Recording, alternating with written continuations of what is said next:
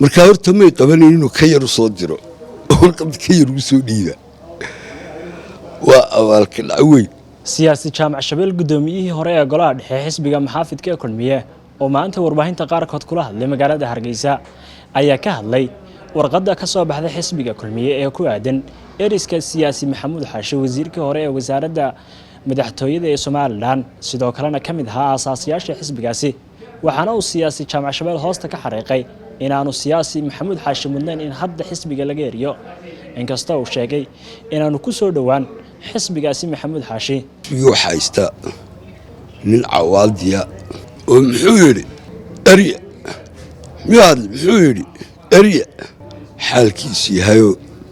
madaxweyne ahoo isu bogayo aan ka qasnay ee horta haysta raguna maanta inuu xil u magacaabay mooyaane xilal haysa mooyaane oo iyaguna intuu xilkasii hayo uun joogistooda ay ta mooyaane cid kale horta la joogta ma jirto waa laga dareeray maxamuud leyl warqadda u soo qoraa may qabanin maxamuud ragga abaalka ku leh buu ka mid ahaa ragga abaalka ku leh ayuu ka mid ahaa ragaadka uu la shaqeeyey buu ahaa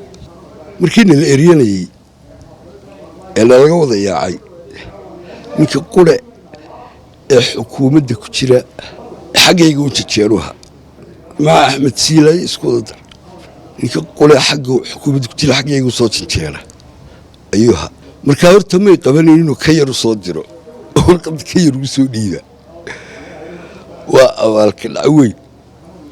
rag wuu isqabtaa waa la kala tagaa laakiin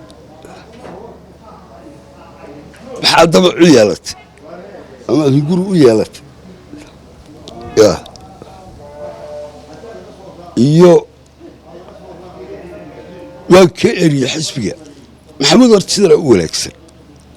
intuu maxamuud orala waa ka baxay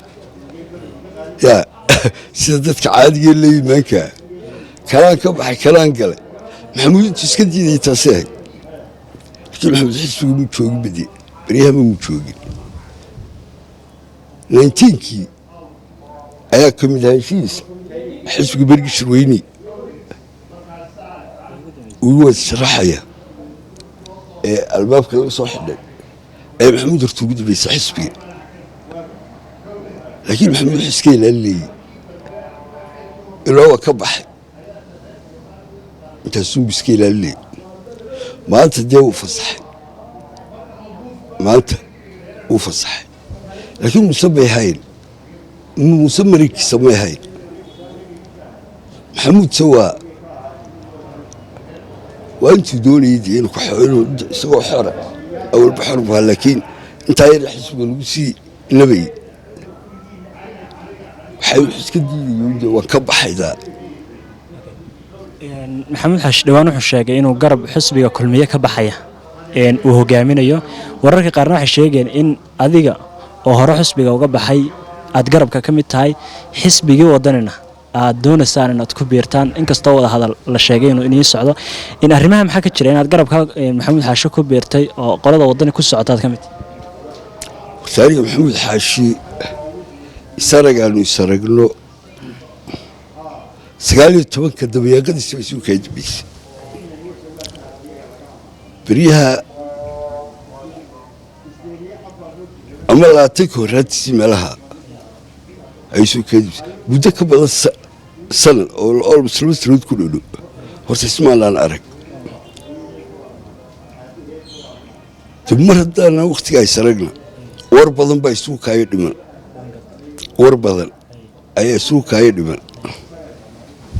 markaa ma jirto arrinta aduu jaamac shabeel ahaan in muddo abaad imanka garab kulmiye aad gacanta ku haysay walow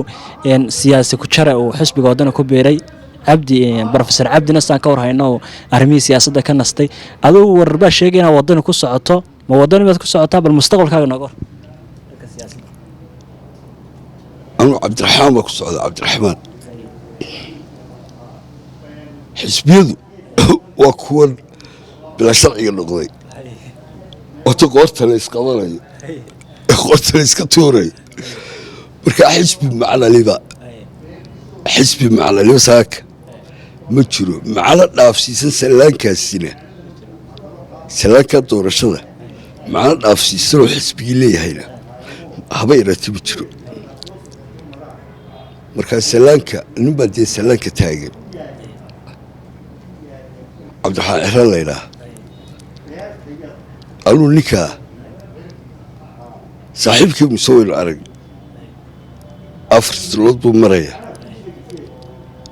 rajo dambe oo wax ku hagaajiyo oo waddanka wax kaga qabto kama qabo halkeedii bar hore iga dhimatay waan isbedel yimaada waxaan qabaa in cabdiraxmaan la tijaabiyo cabdiraxmaan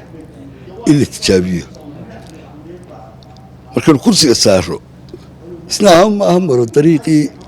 muuse oo kale waynu ka soo boodi ama madaxweyneyna horkacoo wax qabto oo shaqaynaya hal noqdo laakiin in la tijaabiya waan qabaa cabdiraxmaan si fiican loolu sheekaysana laakiin xisbi ku biiraysa xisbiyada soo nin kuu sheegay maxaa lagu biiraa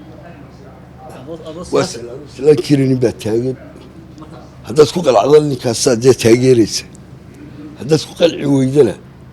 dee waad iskaga tegeysa taageero ciraan ahay mihii wadani